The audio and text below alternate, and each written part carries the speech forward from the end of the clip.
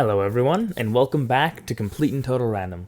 Today I'm going to be going over how to play the Mark III Matilda. This also applies to the Matilda Hedgehogging game. This is the Mark II, but they play basically identically. The main difference is a little bit of changes to their matlet, but other than that, they're basically the same. So, this is one of my favorite tanks in game. It has a lot of strange things that a lot of heavy tanks don't have, such as having tremendous gun depression, negative 20 degrees, making this thing extremely good at just kind of peeking over hills while it's angled really far back and firing over. It's one of the most effective things the Matilda 3 can do. The firepower, not very good, but the armor is ridiculously good for its BR of 2.7. It struggles in a up tier really hard, just like most heavy tanks, but I find that its armor holds up really well at its own BR. Some of the main things to note when playing it, usually I'll keep it slightly angled. People will see this stuff and they'll think that you don't want to angle it, because this is actually a pike nose. These boxes aren't actual like part of the structure of the armor of the tank. These are external boxes on the tank, and then the actual armor wraps around like this. It's almost like a really crude pike nose. Now, the other things to note with this tank is your main weak spot is right here. So that's part of the reason I like angling it. As also, if you have bushes, it's worth kind of covering up the lower hull. Right here is also a weak spot. But again, if you angle it, it can help. I know a lot of people see this plate and they assume you don't want to angle it. But because it's sloped, and because it's actually just such a tiny sliver of the tank, I find that a lot of the times, you can just angle it ever so slightly. You may make this a little bit weaker, but you're making this, and this a lot stronger. Kind of like the Jumbo, where people don't normally angle it, even though you really can, and then it makes it a lot stronger. I don't angle it too much, because I find it doesn't need it, especially because this armor isn't very thick. But you do also have extra layers of protection out here. And if you're angling on this side, this track can also be very trolly, because it can stop incoming shells that are going to hit this plate.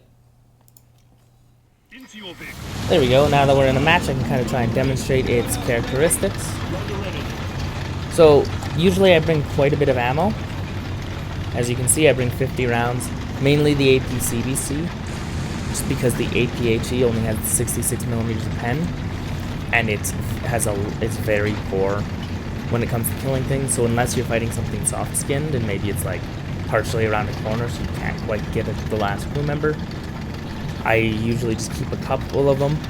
I bring 50 rounds because this thing has when spaded, has a 2.8 second reload speed, which means that you can just slam rounds off like it's nothing. And then also the gun depression on this tank works wonders for it, especially in melee terrain. So hopefully we can utilize a little bit of it here. But like, as you can see, why am I getting shot at? I can even go up this hill. And even though it's quite a slope, I should be able to, once I reach the top, just peek right over it.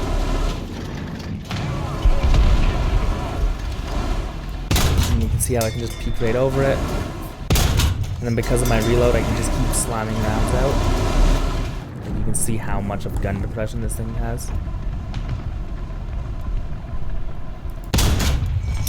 Target destroyed. Now, as you can see, this thing just fires like a machine gun, which I love. It's part of my favorite part of the tank. You will struggle to pen a lot of the time, but I don't think that's necessarily a problem. I honestly think it just makes this tank a little more fun when compared to most other things. Allied forces have captured that zone. So where did they end? I think they learned their lesson and they don't want to do this.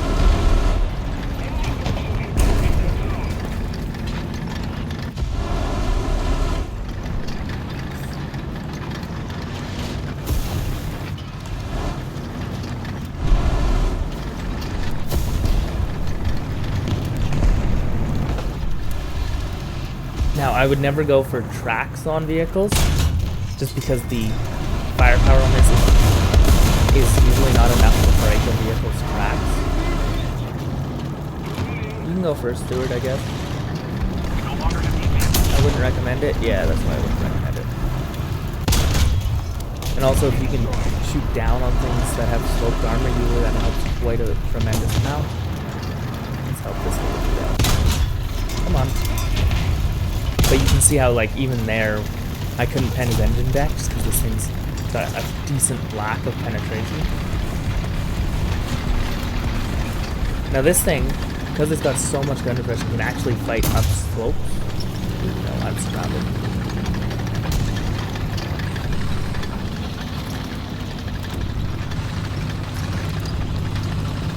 I don't know where that guy was. I saw they marked somebody up there. Yeah, there's somebody up there. Ooh. Well, he got me. But as you can see, this is quite a fun vehicle, so I would recommend it. Let's bring out another.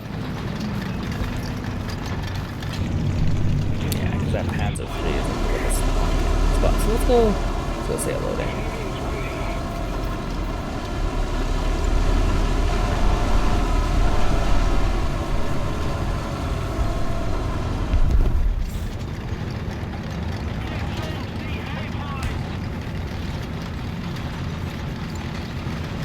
Why is this tube getting? Oh, is the tube getting spawn cam?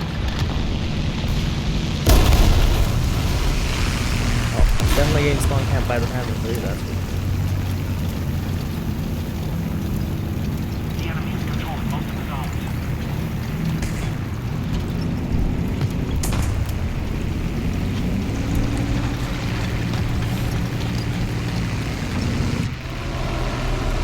We've been hit.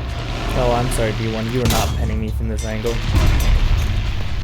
But I can pen you right there.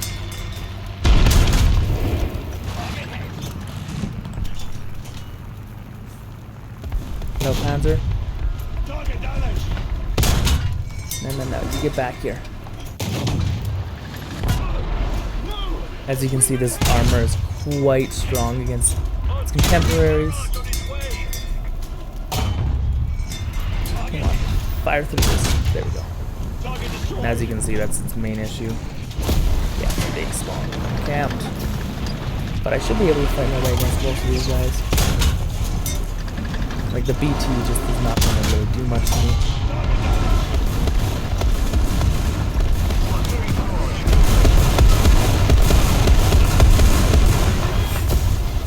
Come on, BT. Push. Push me. Push me, BT.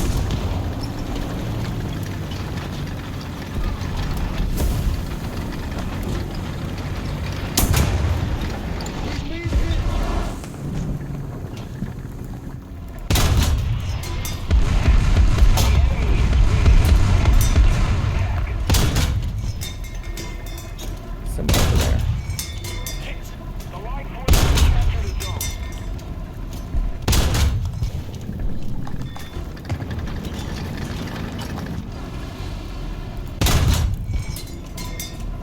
Somewhere in there. Oh, there he is. Target destroyed. Where's that? Where's that? Panzer IV. Oh, there we go. But as you can see, it's quite a fun vehicle. I do really enjoy it. But with that, I'd like to thank you all for watching. I hope you guys found this video helpful. If you did, let me know if there's any other vehicles you'd like me to do a video on how to play. Thanks for watching.